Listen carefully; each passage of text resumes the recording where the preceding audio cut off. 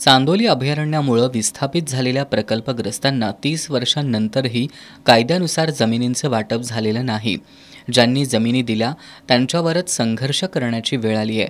त्यामुळे चांदोली प्रकल्पग्रस्तांनी त्यांच्या प्रलंबित मागण्यांकडे सरकारचं लक्ष वेधण्यासाठी कुटुंबासह सोमवारपासून रमणमाळा इथल्या वनविभागाच्या कार्यालयासमोर धरणं आंदोलनाला सुरुवात केली आहे। चांदोली अभयारण्यात अनेक शेतकऱ्यांच्या जमिनी गेल्या। ज्यांना जमिनी दिल्यात त्या पर्यायी जमिनींचे सातबारा द्यावेत यासह विविध मागण्या केल्यात।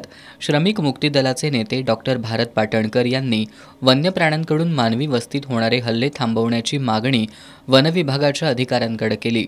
यावेळी वनविभागाच्या अधिकाऱ्यांनी मागण्या मान्य करण्याचं आश्वासन देत आंदोलन मागे घेण्याचं आवाहन केलं। मात्र आंदोलकांनी आंदोलन सुरूच ठेवण्याचा निर्धार केला।